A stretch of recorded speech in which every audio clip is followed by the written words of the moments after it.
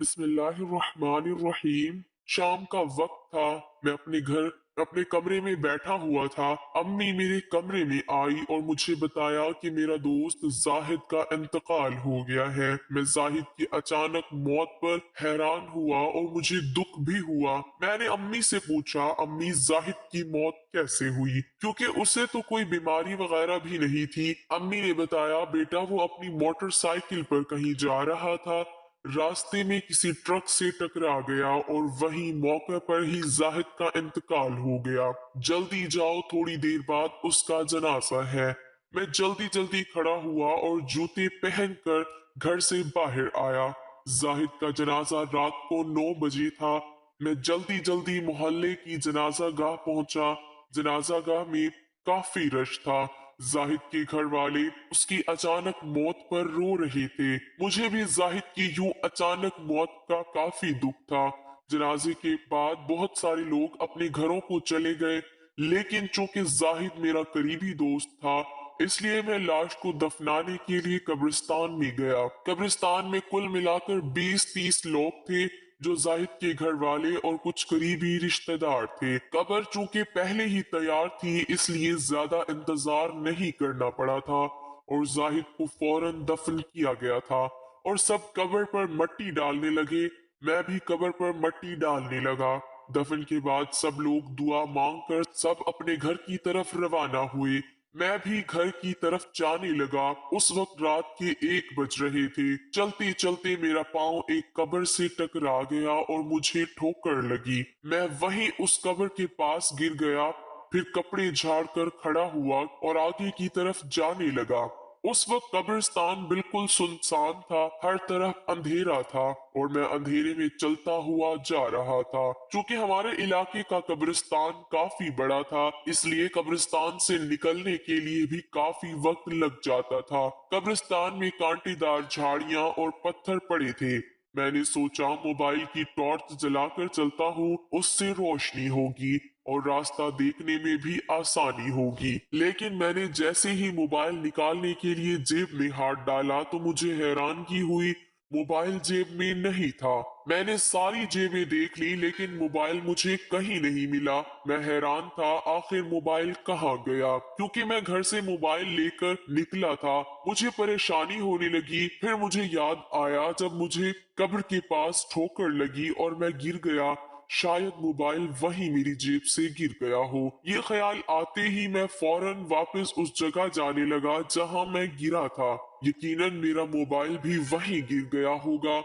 मैं तेजी से भागते हुए उस कब्र के पास पहुंचा जहां ठोकर खाकर मैं गिरा था। उस कब्र के पास पहुंचकर मैंने अपने मोबाइल को ढूंढना शुरू किया और थोड़ी ही देर में मुझे मेरा मोबाइल मिल गया। मैंने खुदा का शुक्र अदा किया। मैं मोबाइल उठाकर वापस घर की तरफ जाने लगा, लेकिन अचानक मेरी नजर 3 खूबसूरत लड़कियों पर पड़ी, जो दूर मुझे कब्रिस्तान के पास चलती हुई नजर आई। वो लड़कियां बहुत खूबसूरत और मॉडर्न थी और चलते हुए जाहिद की कब्र की तरफ आ रही थी। मैं वहीं उस कब्र के पास बैठकर उन लड़कियों को देखने लगा और सोचने लगा कि ये इतनी रात को कहाँ जा रही हैं और उन लड़कियों का रात को कब्रिस्तान में क्या काम। फिर मैंने देखा, वो सब लड़कियां चलती हुई जाहिद की कब्र के पास आकर रुक गई। मैं वहीं बैठा गौर से उन्हें देख रहा था। उन्हीं लड़कियों ने चोर नजरों से इधर उधर देखा। उस वक्त कब्रिस्तान सुनसान था। मैं उन लड़कियों से छुपकर काफी फासले पर बैठा था, इसलिए वो मुझे ना देख सकी। फिर वो लड़कियां जाहिद की कब्र के पास बैठ गई। मैं हैरान हुआ, वो जाहिद की कब्र के पास क्या कर रही थी। फिर मेरी आंखों ने अजीबो गरीब मंजर देखा। उन सब लड़कियों ने एक बेलचा उठाया और जाहिद की कब्र को खोदना शुरू कर दिया। मैं दूर बैठा इस अजीबो गरीब मंजर को देख रहा था। वो तीनों लड़कियां जाहिद की कब्र से मट्टी हटा रही थी। मैं जानता था वो जो भी कर रही है गलत कर रही है, लेकिन मैं उनको देखकर इतना हैरान और सदमे में था कि मेरे पास इतनी हिम्मत नहीं हुई कि मैं उनके पास जाकर उनको रोकता। और मैं हैरान भी था कि वो आखिर जाहिद की कब्र को क्यों खोद रही है। फिर उन लड़कियों ने जाहिद की कब्र से मट्टी हटा ली और उन तीनों ने मिलकर कब्र से लाश बाहर निकाली। मेरी आंखें खौफ से फैल गई। ना जाने वो तीनों लड़कियां क्या करने वाली थी। मैंने सोचा शायद वो कोई इंसान ना हो, कोई जिन भूत या चुड़ैल हो, इसलिए ऐसी हरकतें कर रही हैं। क्योंकि कोई इंसान इस तरह की हरकतें नहीं कर सकता, मेरा दिल खौफ से घबरा रहा था। फिर मैंने देखा उन तीनों ने जाहिद की लाश से कफन हटा लिया और एक चाकू से जाहिद के जिस्म से गोश्त निकालने लगी। मुझे अपनी आंखों पर यकीन नहीं हो रहा था कि मैं जो देख रहा हूँ वो सच है। वो लड़कियां जाहिद के जिस्म से गोश्त काट काट कर एक बहुत बड़े शॉपर में डाल रही थी। मैं उनके पास जाने की जुर्रत नहीं कर पा रहा था, क्योंकि ये मंजर देखकर ही मेरा जिस्म खौफ से कांप रहा था। फिर उन लड़कियों ने जाहिद के जिस्म का सारा गोश्त काट कर शॉपर में डाल दिया और फिर उन तीनों लड़कियों ने जाहिद के जिस्म पर कफन डाल दिया और लाश को कब्र में धक्का देकर फिर से मट्टी डालने लगी। फिर उन तीनों ने कब्र को वैसे ही बंद कर दिया जैसे पहले बंद थी। उसके बाद वो लड़कियां गोश्त वाला शॉपर उठाकर खड़ी हुई तो फिर मैंने गौर से उन लड़कियों के पैरों को देखा। उनके पैर इंसानों की तरह सीधे थे। उनमें से एक लड़की बोली, आज तो काफी गोश्त मिल गया है, अब 6 दिन आराम से गुजर जाएंगे। वो लड़की उर्दू में बात कर रही थी और उनके पैर भी सीधे इंसानों की तरह थे। इसका मतलब ये है कि वो कोई जिन चुड़ैल नहीं थी, वो इंसान थी। लेकिन कोई इंसान इस तरह की हरकतें क्यों कर रहा था? वो लड़कियां गोश्त का शॉपर उठाकर कब्रिस्तान से बाहर निकल गईं और मैं अभी तक सदमे में था कि ये मैंने क्या देखा। फिर मैं घर वापस आ गया और सारी रात उसे खौफनाक मंजर को याद करके डरता रहा। मुझे सारी रात नींद भी ना आई। बार बार वो खौफनाक मंजर मेरे सामने आ जाता। अगले दिन मैं पुलिस स्टेशन चला गया और थाने के एसएचओ गजनफर इकबाल से मिला और मैंने एसएचओ को रात का सारा वाकया सुना दिया। मेरी बात सुनकर एसएचओ हैरान रह गए। उन्हें मेरी बात का यकीन नहीं आया। फिर उन्होंने कहा, ठीक है, अगर तुम कहते हो तो हम आज रात कब्रिस्तान जाकर देखते हैं कि तुम सच कह रहे हो या झूठ। मैंने कहा, नहीं सर, आज रात नहीं जाएंगे, कुछ दिन इंतजार कर ले, मोहल्ले में किसी की फौतगी हो जाए और फिर उसी रात कब्रिस्तान जाएंगे, क्योंकि ये लड़कियां नए दफन मुर्दों पर हमला करती हैं। एसएचओ को मेरा मशवरा पसंद आया। 2 दिन बाद हमारे मोहल्ले के एक बुजुर्ग का इंतकाल हुआ। यही मौका था उन तीनों लड़कियों को रंगे हाथों पकड़ने का। मैंने एसएचओ को बता दिया और प्लान के मुताबिक मैं और एसएचओ जनाजा में शरीक हुए और फिर उस मुर्दे को दफन करने के लिए कब्रिस्तान भी साथ मुर्दे को दफन करने गए।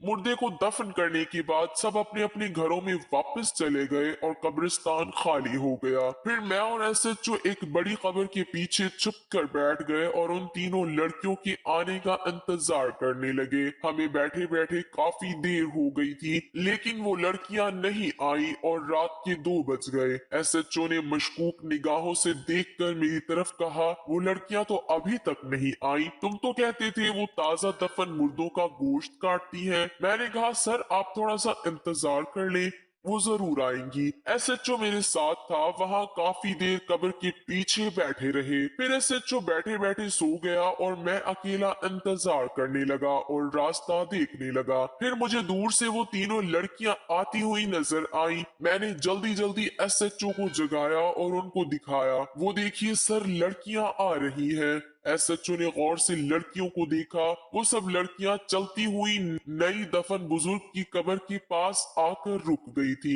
मैं और एसएचओ गौर से उन्हें देख रहे थे। उन लड़कियों ने इधर उधर देखकर तसल्ली की कि कब्रिस्तान में कोई और तो नहीं। उस वक्त कब्रिस्तान में हमारे अलावा और कोई नहीं था। हम दोनों उन लड़कियों से काफी फासले पर एक ऐसी जगह पर बैठे हुए थे जहाँ से वो हमें नहीं देख सकती थी, लेकिन हम उन्हें बआसानी देख सकते थे। एसएचओ हैरत से उन लड़कियों को देखने लगा। मैं चूंकि पहले भी ये मंजर देख चुका था, इसलिए मुझे कोई हैरत नहीं हुई और ना ही आज मुझे कोई डर लग रहा था, क्योंकि एसएचओ मेरे साथ थे। उन लड़कियों ने बेलचा उठाया, आदमी की कब्र को खोदना शुरू कर दिया। फिर वो तीनों लड़कियां उस आदमी की कब्र से मट्टी हटाने लगी। एसएचओ ने जल्दी जल्दी मैसेज करके 10 पुलिस एहलकारों को वहीं कब्रिस्तान बुला लिया था। अब उनको मेरी बात का यकीन आ चुका था, क्योंकि वो ये अजीबो गरीब मंजर अपनी आंखों से देख रहे थे। उन तीनों लड़कियों ने मिलकर उस आदमी की लाश को कब्र से बाहर निकाला। फिर मैंने देखा उन तीनों लड़कियों ने आदमी की लाश से कफन हटाया। इससे पहले वो लड़कियां मजीद आगे बढ़ती मुझसे बोले चलो उनके पास चलते हैं। मैं खड़ा हो गया और एसएचओ भी खड़े हो गए। एसएचओ ने पिस्तौल हाथों में ली और मैं भी उनके पीछे चलता हुआ लड़कियों के पास जाने लगा और हम चलते चलते लड़कियों के पास पहुंच गए। वो लड़कियां हमें अचानक वहां देखकर खौफ ज़दा हो गईं। एसएचओ गुस्से से बोले खबरदार जो जरा भी होशियारी दिखाई तुम लोग पुलिस की हिरासत में हो। वो लड़कियां डर गईं क्योंकि वो सब रंगे हाथों पकड़ी गई थी। फिर अचानक उन लड़कियों ने तेजी से भागना शुरू कर दिया। मैं और एसएचओ भी उनके पीछे भागने लगे। सामने से पुलिस के बाकी एहलकार भी आ गए। उन एहलकारों ने उन तीनों लड़कियों को पकड़ लिया। एसएचओ ने एक जोरदार थप्पड़ एक लड़की को मार कर कहा शर्म नहीं आती तुम लोगों को ये सब करते हुए, क्यों करती हो ये घटिया हरकतें। उनमें से एक लड़की ने रोना शुरू कर दिया और एक अजीबोगरीब इंकशाफ किया। हम तीनों सहेलियां हैं और पिछले 2 सालों से यही काम कर रही हैं। हमें इंसानी गोश्त खाने की आदत हो गई है। जब तक हम इंसानी गोश्त ना खाएं हमारा नशा पूरा नहीं होता, इसलिए हम मुर्दों की कब्रों पर हमला करते हैं। जब उनके घर वाले मुर्दों को दफना कर चले जाते हैं तो हम पीछे से आकर कब्र खोदते हैं और उनका गोश्त काट कर घर ले जाते हैं। उस लड़की के इंकशाफ ने मुझे हैरान कर दिया। फिर एसएचओ ने मुझे यकीन दिलाया कि इन तीनों लड़कियों को सख्त सजा सुनाएंगे और मुझे इस काम के लिए इनाम भी देंगे। एसएचओ और कुछ पुलिस एहलकार उन तीनों लड़कियों को गिरफ्तार करके जाने लगे।